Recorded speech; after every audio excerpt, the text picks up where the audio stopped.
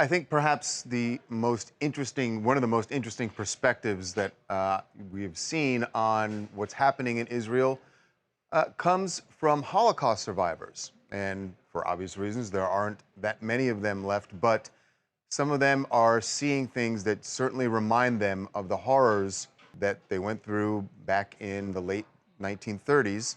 And this is just so interesting. The woman we're about to bring on, Lucy Lipiner, and her daughter Rena are about to join us. Lucy is a Holocaust survivor who just a month ago decided to move back to Israel. Her daughter Rena lived there already for 10 years, and Lucy went to join her, and then the horrors of what happened when Hamas attacked.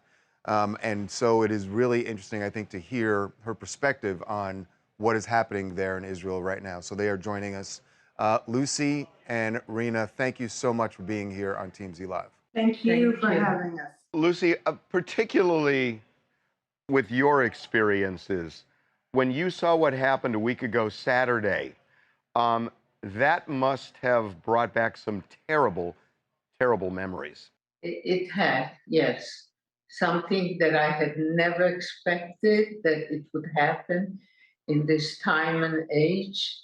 And oh my God, these people are inhuman and they committed crimes very much like the perpetrators of the Holocaust. As horrific as this is, and look, I was not a Holocaust survivor, so I can't in any way put myself in your shoes, but it never even crossed my mind that that time could be repeated. And yet, one of the things that was so unbelievable was the Australian protest where they were chanting "Gas the Jews" out loud. I'm wondering how you took that in when you heard things like that. It's very difficult to imagine it. It's very difficult to perceive it. I often think to myself that on this planet of 7 billion people, there is no more than 15 million Jewish persons. And why have we been so persecuted over centuries and millennia? And these are the things that I try to understand, that I question, and I don't think I'll ever get an answer or a better understanding. Rena, for you, I know you've been there in Israel for 10 years.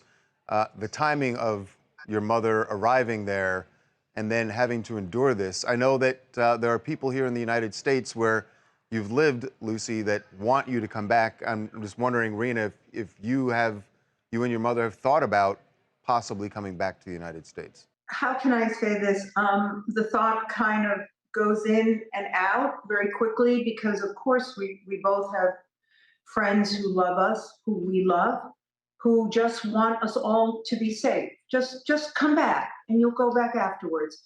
But for us, there was never a question. There was never a question. This is our home. I grew up knowing that I was different because I shouldn't have been born, but I was, and it was a miracle, and it shouldn't have happened. And this is a repeat. This was nothing less than a repeat, a hatred of what they did to the children, what they did to families. It will change us forever.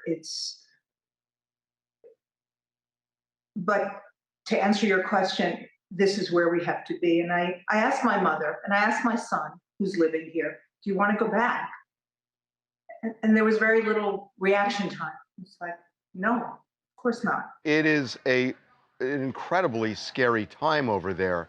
I'm wondering how both of you, when you watch the news and you see children in Gaza, these innocent children there as well who are dying and injured, you see them in hospitals, how you take that in? I take that, my heart breaks, but we have to remember Hamas is embedded itself in the mosques, in the hospitals, in the schools. The opening to their tunnels are in people's homes. The rocket launchers are in people's backyard. They want human shields. The IDF is begging everyone to start going south.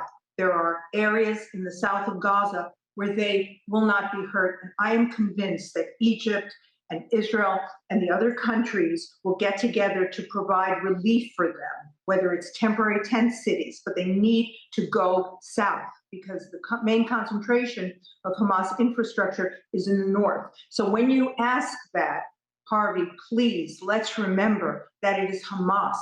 Hamas wants human shields. We don't. We don't want civilians hurt. Yeah. Absolutely. We feel for you guys. Wow. We really It's, feel for you guys. It is. Thank you. Thank you. And Spread the especially, word. Lucy, and I- especially Lucy, just the idea that it must not have occurred to you in your wildest dreams that we would possibly have a repeat of what happened in the 30s and 40s. After the Holocaust, when my family and I arrived in the United States, we started having a normal life after 10 years of displacement and homelessness.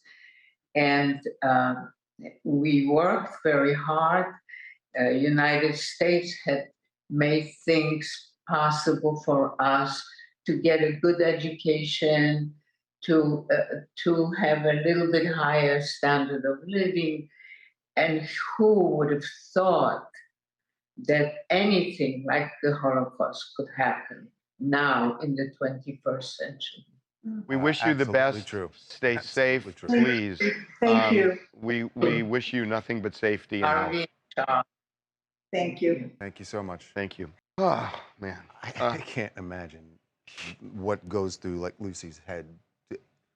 The horrors that she saw as a 7, 8, 9-year-old, and to now at 90 be It's having to see these things again. It is heartbreaking. absolutely.